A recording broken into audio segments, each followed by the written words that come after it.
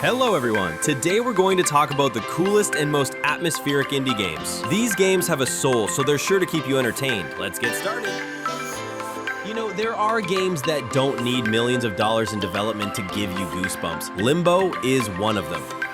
It's a dark indie puzzle game where we play as a boy searching for his sister. Everything is in black and white, there's no music, no text, just the sounds of footsteps, wind, and sometimes something that makes you want to run away as fast as you can. The gameplay is simple. You run, jump, and solve puzzles. But the trick is that everything here is based on physics and timing.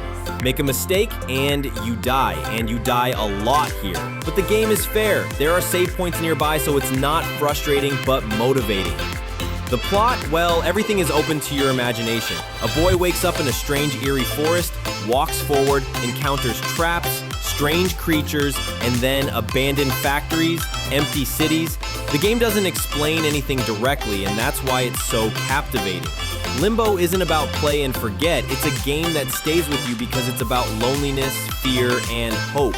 And all this in a format that you can play through in one evening but remember for years. Now let's recall another bombshell from the creators of Limbo, the game Inside. It's also a platformer, but it goes even further in terms of atmosphere and storyline. You play as a boy who is running away from some sinister organization. There are no words, no voice acting, everything is conveyed through the environment. And believe me, the further you get, the more you find yourself thinking, what the hell is going on here? The gameplay is familiar. You jump, move boxes, solve puzzles, but each scene here is like a piece of a puzzle in a big, dark picture. The game constantly throws something new at you. Chases, underwater sections, moments when you literally don't understand who is actually the hunter and who is the prey. Visually, it's minimalist, but with attention to detail.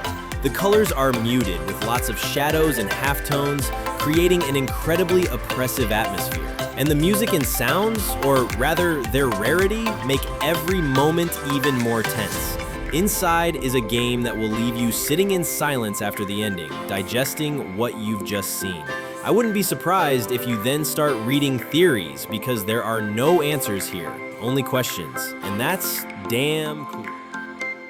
Let's forget about horror and dark stories for a moment and remember one of the most fun and strange indie games of recent years, Untitled Goose Game.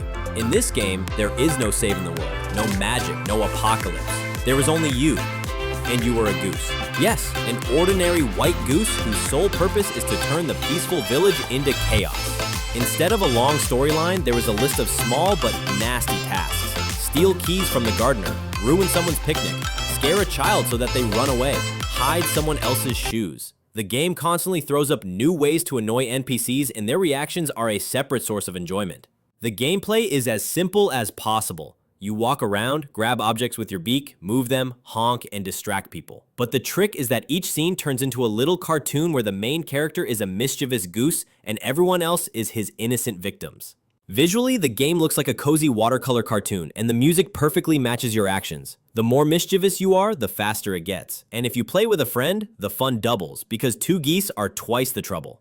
Untitled Goose Game is pure chaos fun. It's perfect for relaxing and just laughing, especially after difficult and stressful games. If Untitled Goose Game is cheerful chaos, then Little Nightmares is a dark but mesmerizing nightmare-style fairy tale. In it, you play as a girl named Six who is trying to escape from a strange and frightening place called the Maw. From the very first minutes, the game captivates you with its atmosphere. Everything around you is huge, sinister, and seems to be designed to catch you. The monsters here are not scary at first glance, but they frighten you with their disgusting details. A long-armed caretaker, obese cooks, strange guests who behave as if in a nightmare. The gameplay is a mixture of platforming and puzzles with elements of stealth. You have to sneak quietly, hide, use your surroundings, and sometimes run at full speed while someone's hands are reaching for you. Each scene is presented in such a way that you want to hold your breath. Visually, Little Nightmares is a dark puppet fairy tale. The colors are muted, light and shadow work to create atmosphere, and the design of the locations evokes both curiosity and disgust. The soundtrack and sounds are just perfect, literally instilling anxiety in every moment. Little Nightmares is a game that is difficult to forget. It is short, but every second is filled with anxiety and atmosphere, which will keep you replaying its images in your head for a long time. Hollow Knight is a whole new level of indie gaming. It's a huge, beautiful, and dark world that you explore step by step, and every new turn can lead to either an amazing view or a very quick death. What'd he say? You play as a small, nameless knight who sets out to explore the abandoned underground kingdom of Hallownest. Here, silence, dust, and echoes of former glory reign supreme. But around every corner lurk insect monsters, cunning bosses, and secret passages. The gameplay is a mix of Metroidvania and complex combat platforming. You have a nail sword, jumps, dodges, and magical abilities. The world is huge, with many hidden paths, and progress is constantly hampered by skill, both in your control of the hero and in discovering new abilities.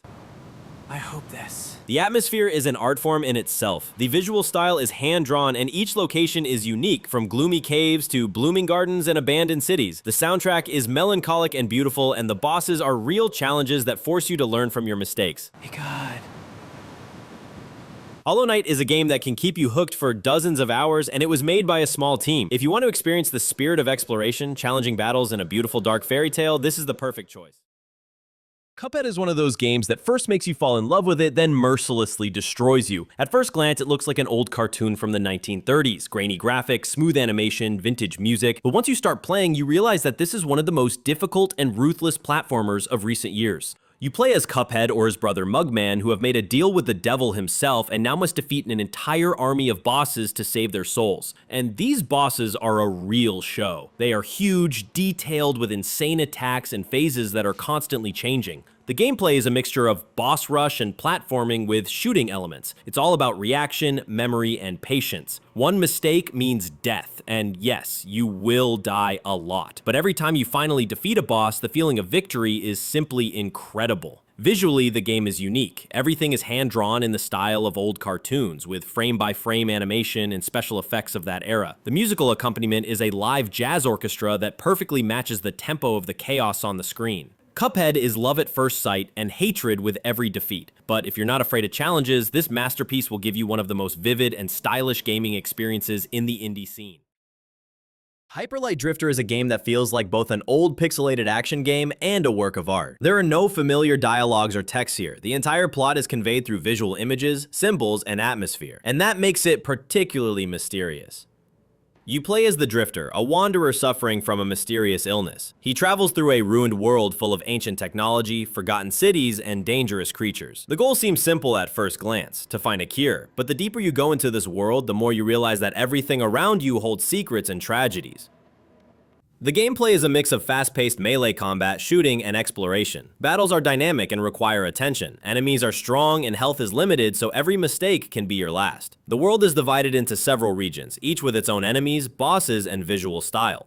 Visually, the game is pixel art at its best. Bright colors, complex animation, and spectacular special effects all create the feeling that you are looking at a painting come to life. The soundtrack by Disasterpeace perfectly matches the action. It is sometimes anxious, sometimes melancholic, and sometimes powerful in battle.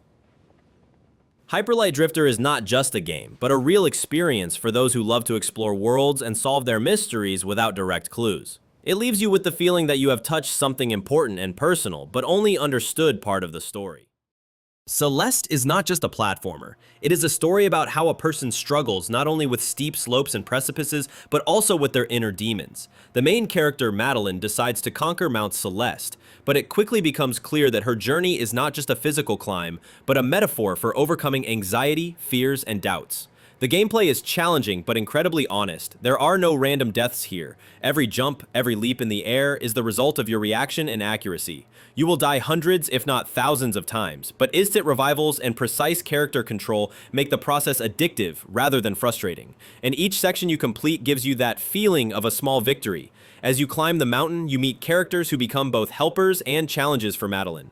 The plot unfolds through short but emotional dialogues that are surprisingly easy to get goosebumps from. Visually, Celeste is pixel art but very expressive. Bright, saturated colors, changing locations from snow-covered slopes to mystical caves. The soundtrack is a masterpiece in its own right, adapting to the pace of the game and perfectly conveying the mood of the moment, from tense platforming sections to quiet, almost meditative scenes. Ultimately, Celeste is not just a test of your gaming skills, but a real emotional story. It teaches that falling is part of the journey and that the summit is always achievable if you keep going, even when it seems like you have no strength left. Well guys, that's it for today. It's a very heartfelt video about the best indie games that have soul and will give you some of the most sincere emotions. Be sure to leave a comment about your favorite indie games.